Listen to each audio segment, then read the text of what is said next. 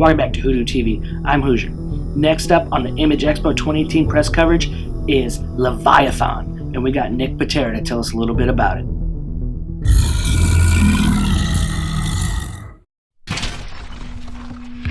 You are now watching WhoDooTV.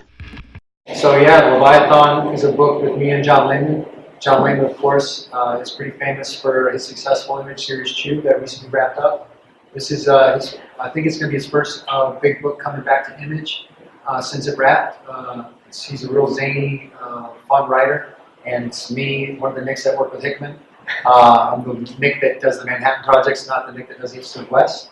And basically, it's us just trying to have as much fun and put as much detail down and be as zany and silly as possible. It's just a big, fun comic book.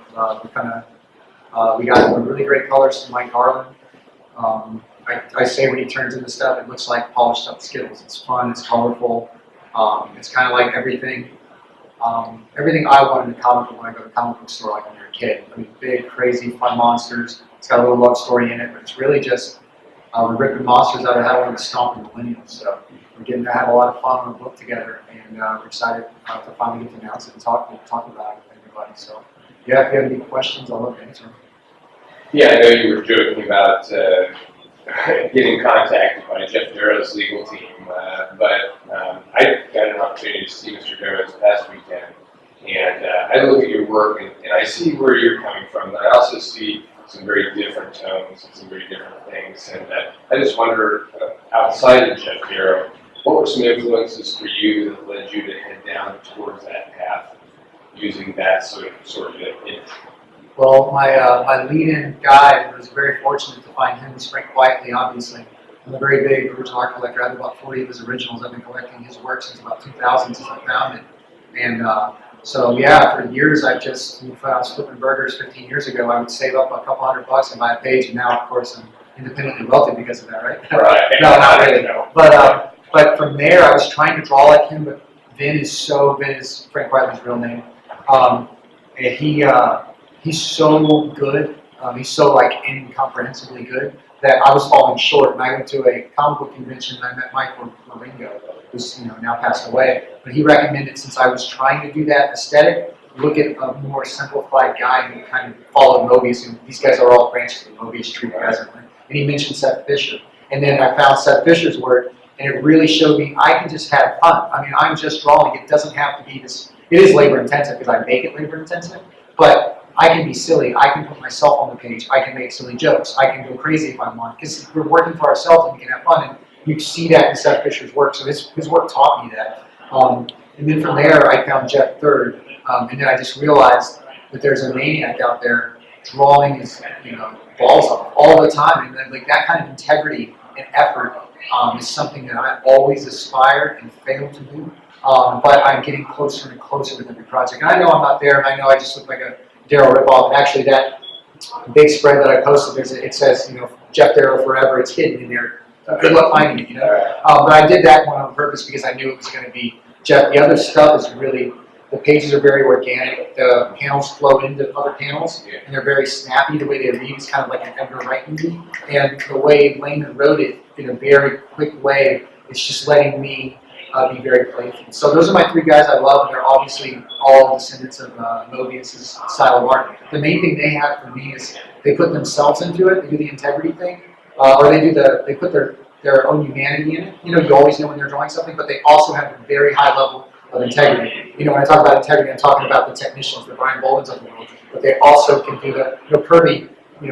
Kirby said, "I don't draw like Hal Foster, but I get a reaction because I put myself into it." Well, these guys are like always putting themselves into it, but they're also bringing this crazy amount of technical ability. That's why they're incredibly slow. That's probably why Image hates me now, because I'm not the fastest. But it's what I try to do every day, and I would rather shoot for those guys and fall, shoot for the stars and fall on the moon than just try to crank into something. If I'm going to put my name on a comic book, I want me when I'm 12 to be like, holy crap, who drew this?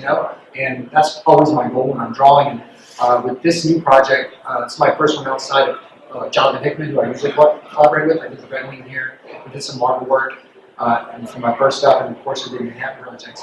And it's easy to work with John because he's really, really good, and his name sells. And, but with Layman, I feel like this project, it's really 50-50. Like we're really coming out this, it's Layman's thing after two, it's my things after Manhattan projects, and I wasn't gonna sell the art short. You know, if I'm gonna piss off Jeff Darrow, I'm gonna really piss him off. You know, that's just the way I look at it. And Jeff's actually a really sweet guy. Privately, he's written me before. I know he probably feels weird, you know, having such an influence on me, but it's all out of respect and love. And if anyone knows how hard it is to draw that detail, you at least have to respect how much time it takes. So that's a really hard person to pick to rip off, you know. So if I can honor him and dishonor him at the same time, that's what I'm trying to do when I pick the pencil.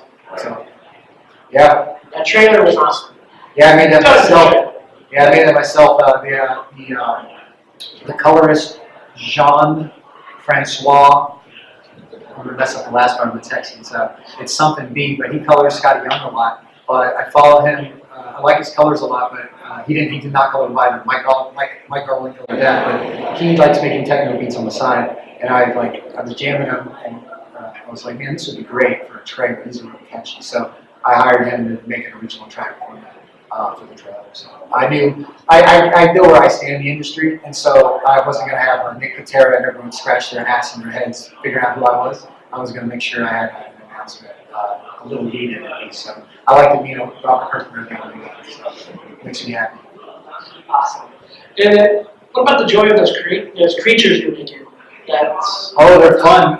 Layman, I think he just uses it as an excuse to look really cool on social media, but he's been traveling a lot, and he'll always go to like different churches and stuff. But he's gonna, the goals, I don't know how spoiler this is, but it's a big monster book. It doesn't, we're not pulling any punches. Every issue we're gonna have like mutated dinosaurs, or like Leviathan is like in the Bible, and we're just kind of using that as death, come from hell. But there's been other